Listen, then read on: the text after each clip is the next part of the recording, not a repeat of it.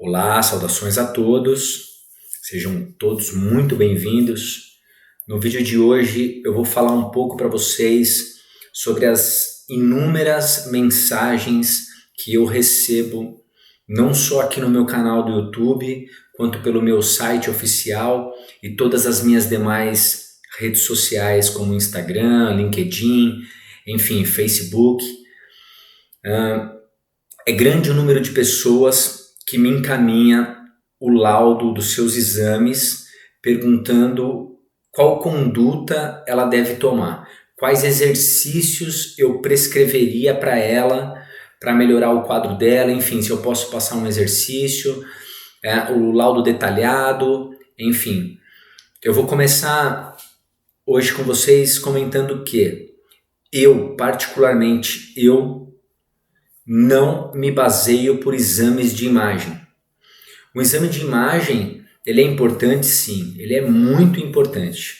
Ele é importante como um exame complementar. Ou seja, após a história do paciente, uma anamnese detalhada da história dele, o que ele aconteceu, como que que evoluiu essa queixa atual, quando começou, enfim, se foi traumática, se não foi, aí sim eu tenho indícios que vão me levar para solicitar ou ter em mãos um exame de imagem que pode realmente elucidar alguma dúvida que o profissional tenha, mas caso contrário, não é necessário exame de imagem. Só que não só no nosso país, como isso em geral, praticamente já virou algo cultural. O próprio paciente ele vai ao consultório do médico e solicita: o senhor não vai pedir, doutor, não vai pedir nenhum exame para mim? Ou seja, se o médico não pedir nenhum exame, é como se não tivesse passado nem por consulta o paciente. Aí já começam os absurdos. Por quê? Porque uma consulta, ela consiste em dados desse paciente, na história do paciente, dados minuciosos de como se iniciaram essas queixas do paciente, como elas evoluíram, como que ela se apresenta atualmente, os sinais, o comportamento dos sinais e sintomas. Então, mediante essa anamnese inicial, com toda essa coleta de dados, se aplica um exame físico com o paciente, buscando as respostas das hipóteses que foram levantadas naquela entrevista inicial.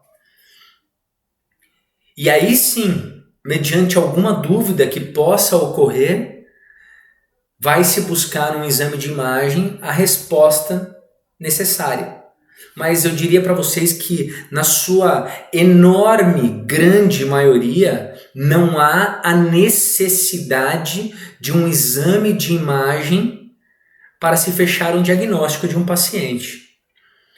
E nós, como fisioterapeutas, então no caso, o médico para se fechar o diagnóstico, e para nós como fisioterapeutas, em cima de uma anamnese e exame físico, nós traçamos a conduta que atenda às reais necessidades desse paciente. Ou seja, o exame de imagem, como eu disse inicialmente, ele não nos norteia para a conduta que venha a ser tomada pelo paciente, com o paciente. A não ser, claro, esse paciente teve uma fratura prévia, claro, qual o traço, a linha de fratura, é necessário, aí o ortopedista vai avaliar, um médico responsável, a conduta inicial, se é um tratamento cirúrgico ou se é possível um tratamento conservador, mas salva algumas hipóteses diagnósticas, o exame de imagem, ele se faz completamente desnecessário. E eu, na minha prática clínica, eu não me baseio em cima do laudo de um paciente. Como, por exemplo, o paciente chega lá com uma ressonância da coluna cervical. Desesperado porque o médico falou para ele que tem um abaulamento, tem uma protusão discal e esse é o problema dele. Não, discordo. Se nós pegarmos a grande maioria da população, pode colocar a partir de 40 ou 50 anos de idade que seja, e fizermos uma ressonância magnética cervical, lombar, até torácica, na sua imensa maioria, mais de 90% desses pacientes terão abaulamentos discais, protusões discais, diminuição de espaço articular, osteófitos, que são os bicos de papagaio, muitos com nódulo de Schimoll. Então, só que não é patognomônico, ou seja, não é porque o paciente ele apresenta a alteração do exame de imagem que ele tem que ter o sintoma. Isso faz parte de um envelhecimento natural, de um envelhecimento fisiológico. O disco intervertebral, ao passar dos anos, ele vai desidratando, ele vai perdendo a sua capacidade de se reidratar. Ou seja, ele vai perdendo altura, ele vai desidratando. As vértebras vão criando uma certa instabilidade, levando a osteófitos.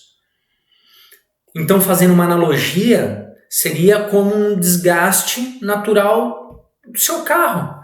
Quando você comprou ele 0 km, você só parava e colocava gasolina. Passou um tempo, você precisou começar a trocar óleo.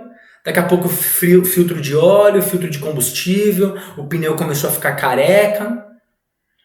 Ou seja, faz parte também de um desgaste natural a artrose, o desgaste da cartilagem articular. Isso tudo faz parte. Não é porque o paciente apresenta essa alteração que ele tem que ter os sintomas. Sinais e sintomas, como eu falo sempre nas minhas consultas para os meus pacientes. Então, antes, quando chega um paciente para eu avaliar, a primeira coisa que ele faz, ele me dá um calhamaço de exame, põe na minha mesa. Eu, particularmente, eu nem olho isso inicialmente. Eu vou examinar o meu paciente, eu vou colher a história dele, eu vou aplicar um exame físico detalhado, eu vou ver quais os sinais e sintomas que esse paciente apresenta e se isso é pertinente à queixa dele. Ou seja, essa cultura de exame de imagem, pessoa que faz mais de 20 exames de imagem, 20 ressonâncias, e ainda fica repetindo ressonâncias como, daqui a pouco eu tenho, daqui 2 meses eu vou voltar no médico para fazer um novo exame. Não tem a mínima necessidade disso.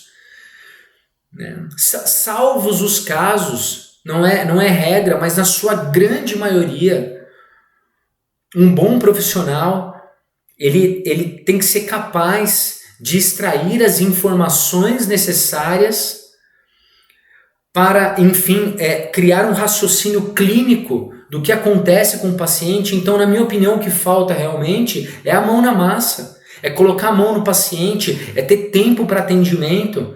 Não dá para se avaliar um paciente em 10, 15 minutos. Muitas vezes eu fico sentado com o paciente, colhendo e tentando tirar informações dele durante meia hora, às vezes até 40 minutos.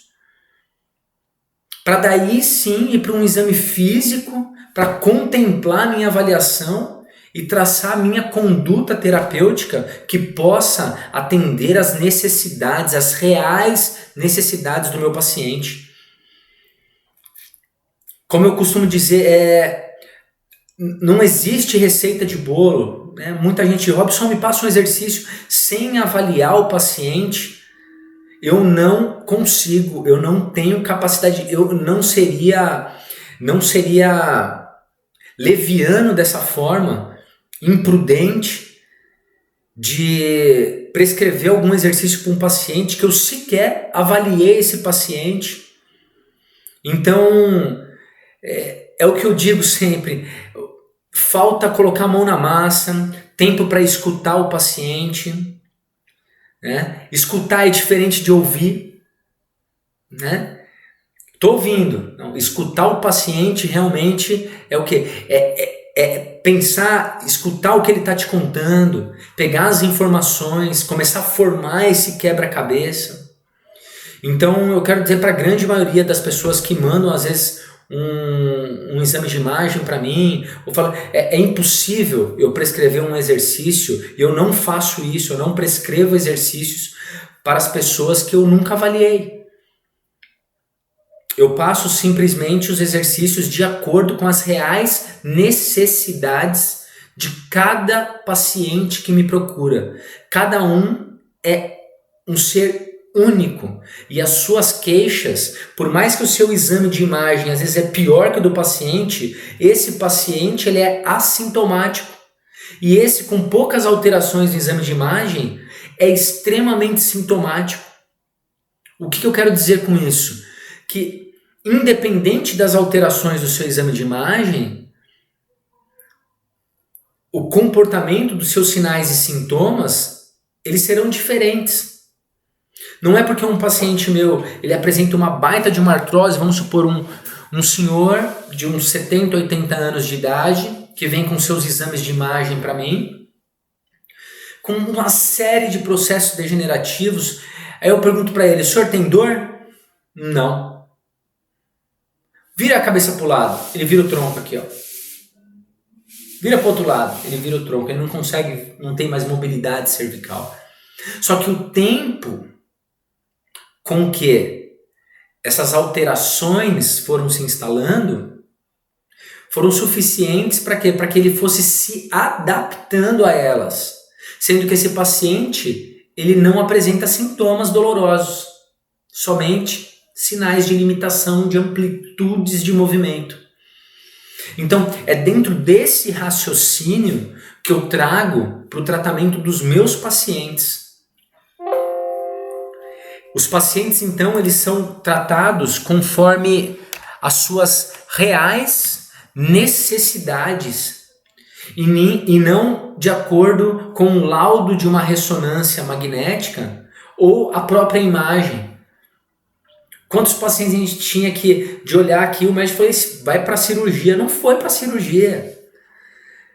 Nós com tratamento conservador, adequado, seguindo o comportamento dos sinais e sintomas do paciente, inicialmente para controle dos sintomas, nós conseguimos driblar a dor do paciente e após driblar a dor do paciente, estabilizar o quadro clínico dele e então entrar com um trabalho de estabilização, de fortalecimento, condicionamento físico, devolvendo para a sua atividade esportiva predileta. Então, o que eu quero dizer é exatamente isso. Não existe a possibilidade do Dr. Robson passar para vocês exercícios sem antes avaliá-los. Muitos são os viés que podem levar ao quadro que você apresenta. Então, um paciente com uma limitação da amplitude de flexão do joelho ou da extensão de um é completamente diferente da do outro. Os pacientes pós-operatórios são, enfim, o tempo de pós-operatório, a fisioterapia que muitas vezes foi ou não foi feita, o profissional forçou demais esse paciente evoluiu com uma artrofibrose muito grande, ou não, esse paciente ficou muito tempo sem fazer a fisioterapia, evoluiu com uma grande rigidez daquele membro. Então são muitos os dados que eu preciso para traçar uma conduta terapêutica. A minha conduta como profissional da fisioterapia, ela não se baseia no exame de imagem. A não ser que, realmente, mediante a minha avaliação, eu tenha dúvidas. Que aí sim podem nortear melhor a minha conduta terapêutica de tratamento com esse paciente. Tá? Então, o que eu quero dizer é que é esse conflito, exame de imagem versus exame clínico. Para mim, se for colocar numa balança, eu não tenho dúvidas, o exame clínico tem um peso enorme. O bom profissional que consegue desenvolver um exame clínico detalhado do seu paciente, esse é um profissional de sucesso. E os seus pacientes, com certeza, irão se beneficiar disso. Então, suspeitem dos profissionais que não têm tempo para escutá-lo, a sua queixa, o seu problema, toda a evolução do seu quadro clínico. Não toquem em você, não apliquem um exame físico. Toma toma esse remédio, faz esse exame. Não. Isso não condiz com uma prática clínica de excelência. Então, uma prática clínica de excelência, ela cursa por partes. Tem um começo, tem um meio e tem um fim. E com certeza o bom profissional ele consegue juntar esse quebra-cabeça e traçar um raciocínio clínico que atenda às suas necessidades, às suas reais necessidades. Aonde uma mesma queixa de um paciente e de outro são tratados de formas distintas. Por quê? Porque cada um é diferente do outro e também apresentam alterações e sinais e sintomas diferentes. Tudo bem? Então, é essa mensagem que eu gostaria de trazer para vocês hoje, que uma conduta de tratamento ela tem que ser baseada num exame detalhado de cada caso. Não existe receita pronta. Profissionais que trabalham com receitas prontas estão fadados ao fracasso profissional. Pois, como eu disse, cada paciente responde de um jeito. E apresenta, por mais que apresenta alterações similares nos seus exames de imagem, as condutas podem ser completamente distintas. Então, procurem por bons profissionais, pesquisem por bons profissionais. Cuidado com as falsas promessas, as promessas mágicas, milagrosas. Não existe milagre. Existe um trabalho bem feito, detalhado, minucioso, para se chegar num resultado de qualidade. Eu sou o Dr. Robson Cita, fisioterapeuta, especialista em ortopedia e traumatologia pela Santa Casa de São Paulo, especialista em terapias manuais, diplomado pela Orthopedic Medicine International, escola belga de terapias manuais, com formação em diversos cursos, entre eles Maitland, Mulligan, Mackenzie e por aí vai. E estou aqui à sua disposição para tirar suas dúvidas, o que você precisar. Sejam todos muito bem-vindos. A quem ainda não é inscrito, inscreva-se no meu canal, deixe os seus comentários, as suas sugestões. E eu espero que esse vídeo de hoje, essa conversa que nós tivemos, ela tenha sido válida para você abrir um pouco seus olhos quanto às falsas promessas, as promessas milagrosas. Cuidado com os charlatões. Uma carreira de sucesso, ela exige muito esforço, muita transpiração, muita luta para se chegar num profissional de excelência. Um grande abraço a todos. A quem ainda não é inscrito, inscreva-se, deixe seus comentários, as suas sugestões e a gente se vê em breve. Até lá.